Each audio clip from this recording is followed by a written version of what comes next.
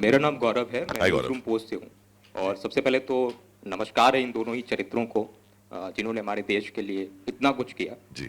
मैं आपसे जानना चाहूँगा, मेरा जो प्रश्न है हम्म। वो ये है कि जो आप किरदार कर रहे हैं ऐसे महान सेनानी का, और जो छत्रपति शिवाजी महाराज हैं, आपकी फिल्म के माध्यम से इन दोनों किरदार से हमारे जो दर्शक नहीं जानते हैं उन्हें क्या सीखने को मिलेगा। और देख। दूसरा सवाल है जी। कि ये जो पहाड़ दिख रहे हैं, ये जो दर्रे हैं विशाल, हम्म। उनके बीच में जो शूटिंग किया है उसमें कितनी कठिनाइयां, कितनी परेशानियों का आपको सामना करना पड़ा, या फिल्म को करते वक्त क्या परेशानियां मैं थी? पहला सवाल का जवाब देता हूं कि मैंने जैसा ही कहा, सबने पढ़ा है, सब जानते हैं छत्रपति शिवाजी महाराज को,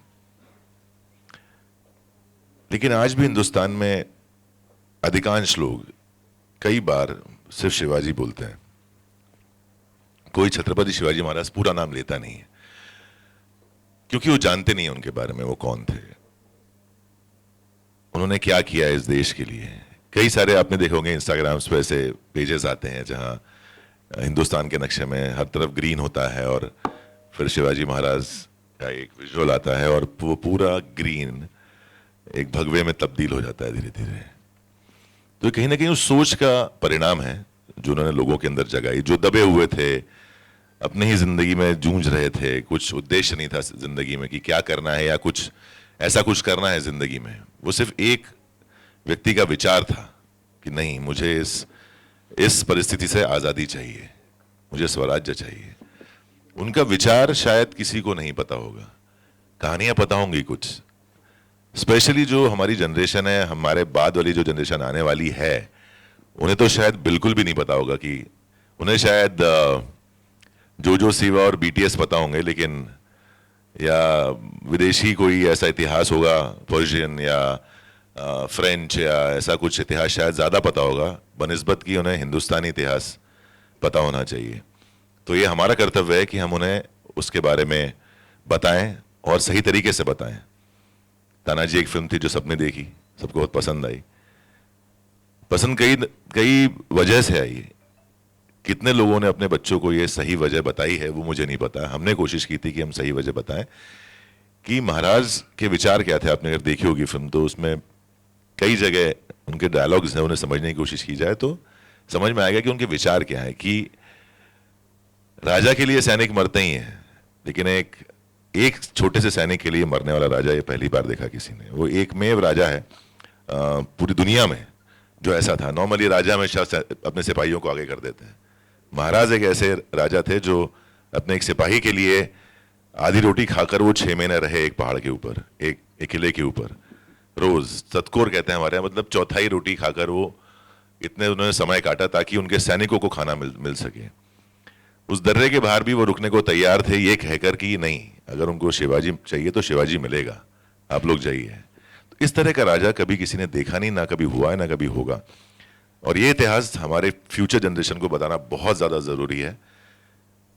तो एक ऑडियो विजुअल मीडियम या एक फिल्म का मीडियम सबसे ज़्यादा इजी है और इंटरटेनिंग भी है मेरे ख्याल से, क्योंकि आपको विजुअली, और अब तो टेक्निक इतनी बढ़ चुकी है कि हम उनको विजुअली एक्सप्लेन कर सकते हैं कि क्या हुआ था उस टाइम पे, क्या परिस्थिति होगी, कैसी कठिनाइयाँ होंगी जहाँ ये सारी घटनाएं, सारा इतिहास रचा गया है।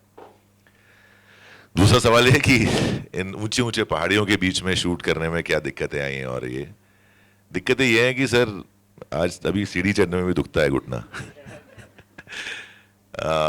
नहीं, बहुत सारी घटनाएं थी। बिकॉज हमारे डायरेक्टर हैं अभिजीत देशपांडे, उनके बारे में ये कहना चाहूंगा। उन्होंने इससे पहले एक फिल्म की थी आनी काशीनाथ घाणेकर, एक बहुत बड़े मराठी एक्टर थे, उनकी बायोपिक थी जो सुबोध भावे जी ने की थी। सुबोध भावे जी ने, और जो हमारे प्रोड्यूसर हैं सुनील फड़तरे, इस फिल्म के भी प्रोड्यूसर वही हैं, इन दोनों ने कसम खाई थी कि हम अभिजीत देशपांडे के साथ दोबारा काम नहीं करेंगे। इतना जिद्दी, इतना ज्यादा परफेक्शनिस्ट आदमी है।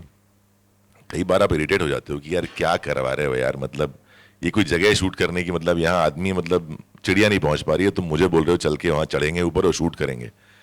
तो ऐसा वो एक आदमी है जो बहुत जिद्दी है, उसकी पढ़ाई बहुत ज्यादा है। 9 साल से वो इस फिल्म पर रिसर्च कर रहा है, जो आपको फिल्म में दिखेगी, ये मेरा वादा है आपसे। तो एक ऐसे आदमी के साथ काम करना जो दिन रात नहीं सोचता है, वो पाताल आसमान नहीं सोचता है। कितना कठिन रहा होगा हमारे लिए, और वो कितना अच्छा है इसका उल्लेख ये है कि वो जो दोनों थे, जो प्रोड्यूसर सुनील फड़तरे और सुबोध भावे, वो दोनों इस फिल्म का हिस्सा हैं। वही प्रोड्यूसर हैं और वही सुबोध भावे इस फिल्म में भी हैं। क्योंकि जब आप एंड रिजल्ट देखते हैं तो जितनी कठिनाइयां, जितने कष्ट, जितने लड़ाई झगड़े हुए होंगे, वो सब एक तरफ होते हैं और एक अच्छी फिल्म एक तरफ होती है। तो हर कलाकार की भूख वही होती है जो एक डायरेक्टर उसके अंदर से निकाल पाए अच्छा काम। कष्ट ये है कि अभी भी जाता हूँ फिजियोथेरेपी के लिए 1.5 साल बाद भी, अभी भी जाना ड्यू है।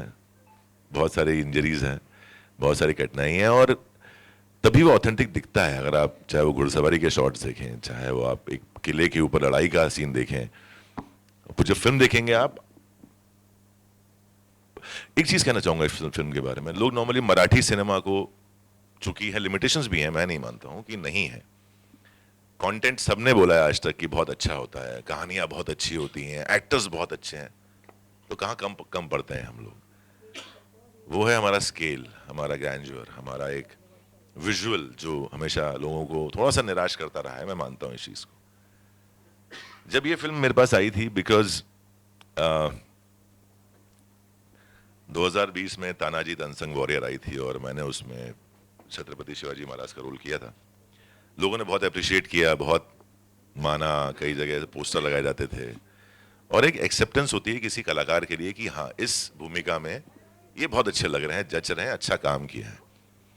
उसके बाद क्या हुआ, कई सारी फिल्में लोग डिजाइन करते हैं, छोटी बड़ी, और हर कोई आदमी मेरे पास आता था और बोलता था कि हमारी फिल्म है, उसमें छत्रपति शिवाजी महाराज का सर सिर्फ 4 दिन का काम है, आप करेंगे क्या सर? मैंने किसी भी फिल्म में छत्रपति शिवाजी महाराज का काम 4 दिन का नहीं हो सकता अगर उनके समय की कहानी है तो।